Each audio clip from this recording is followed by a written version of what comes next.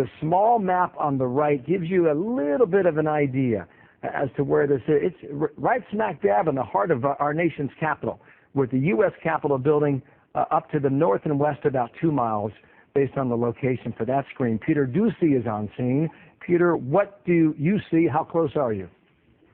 Bill, we're as close as the police will let us get here, and I got to tell you, it is a pretty frightening scene right now. We pulled up, my photographer and I. It took us about 5 minutes to get here from the hill, and as soon as I opened the car door to step out on the sidewalk, a man in full military fatigue with a long gun went sprinting down the sidewalk. We're on a civilian street near the Navy Yard, and as soon as we stepped out, we saw that man running past.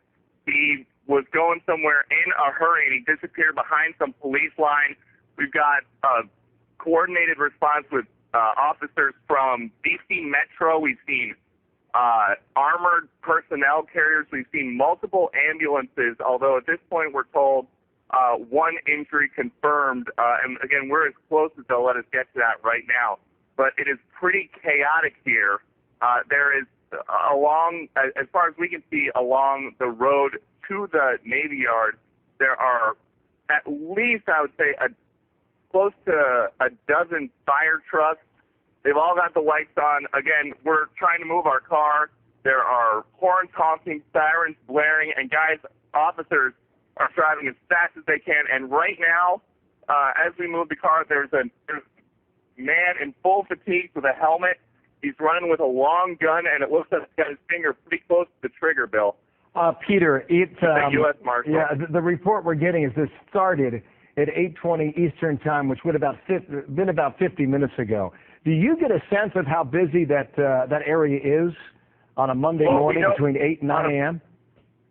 It's busy, Bill. We know that in the building where the shooting took place, there are 3,000 people right now that work there who are sheltering in place.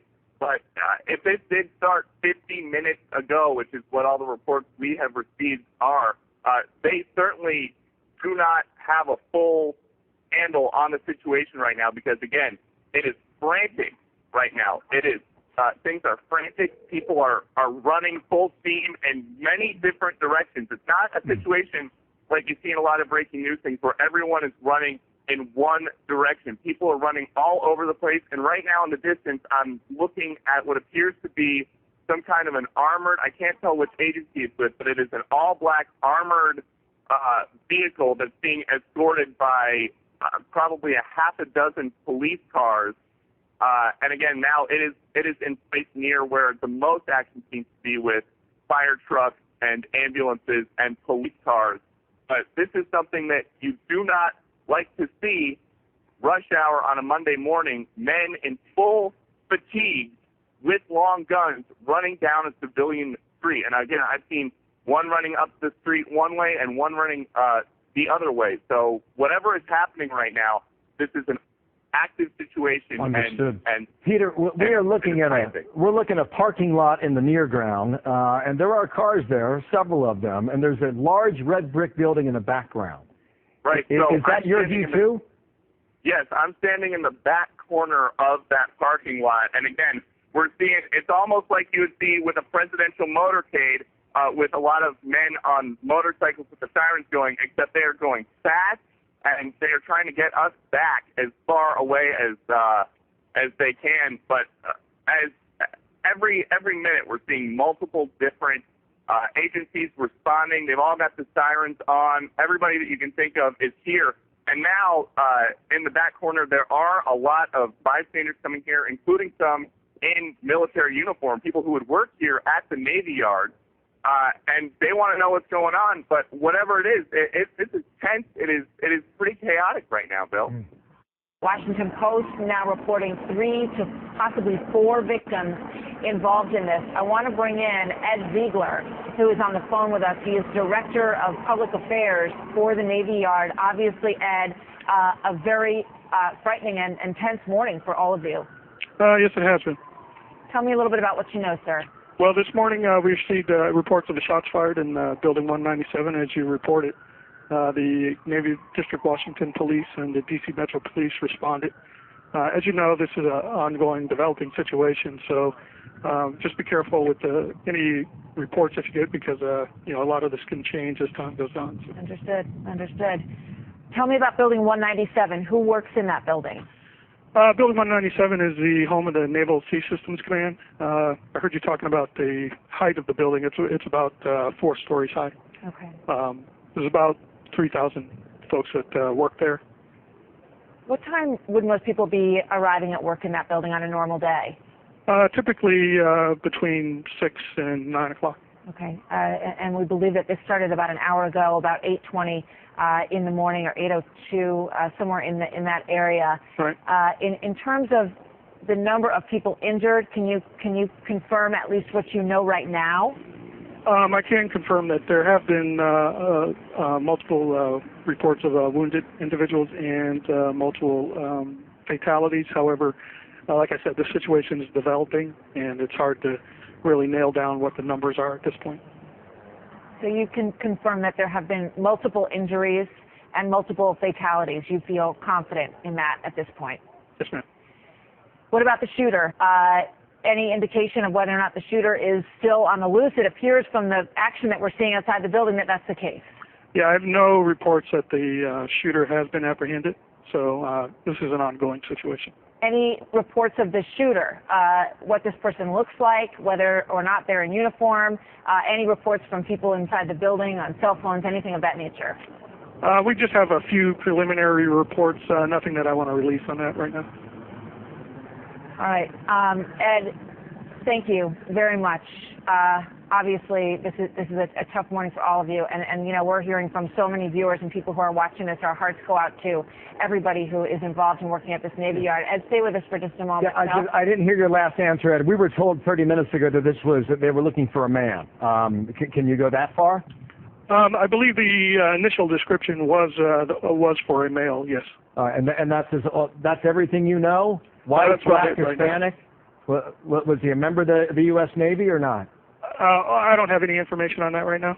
Okay. All right, Ed, thank you. We'll be in touch with you in your office in the next couple of minutes. On the phone with us now is Robert McFadden, former Naval Criminal Investigative Services, NCIS Special Agent. Sir, welcome. I'm sorry that you're joining us under these circumstances. We are reporting this morning that there are multiple wounded and multiple fatalities at this facility. What can you tell us about your understanding of any of this right now? Yeah. Yes, good morning. Thanks for having me on. Well, I worked for a number of years myself on the Navy Yard in Southeast D.C. My former organization, NCIS, had its headquarters there and just moved in the last year to a new location to the south in Quantico. I'm very familiar with the base, a very high-density area with, has been reported, thousands of people, both civilian and active duty, work on the base. Very, very secure, very well guarded. In fact, there's only one location where a visitor can enter the base not having business there or doing business there. You would need a visitor pass and badge. Those who have access to the base would have a badge issued and can enter the base from a number of different locations. But extraordinarily unusual in my time at Southeast D.C., Washington Navy Yard. I cannot recall an incident of anything like this before. Yeah, we are looking at the views outside the building right now, near Building 197, where we believe that this happened. The D.C. police are reporting 2 victims shot. We have seen some reporting from the Washington Post, 3 to 4, and then our own reporting here in America's Newsroom that there were multiple victims and wounded and fatalities. And the chopper remains above. I just saw a SWAT vehicle moving rather quickly. And those are the indications that we would be looking for at this point, Robert, to tell us whether or not this shooter is still active, correct? Correct. Absolutely. With something like this, with just a breaking situation, the first and foremost is securing the scene and detaining the suspect or suspects. So the base has its own security force, very, very good, well-trained, professional, and of course DC Metro Police would be on the scene, as well as my former organization, NCIS, which has its field office located nearby in Anacostia. There have been reports. Peter Ducey's on the ground there, our reporter in Washington, D.C. He heard just somebody on a phone near him, one of the security people, saying that there was an officer down. Chad Pergram, our producer on Capitol Hill, said that the Capitol Hill police are telling him that it was not one of theirs. So obviously that's a great concern in this as it plays out this morning as well. Yeah, that wouldn't surprise me. In fact, when I heard the initial reports that it was a D.C. police officer, it would be in some ways quite unusual for D.C. Metro Police to be on the base, unless on the base for some other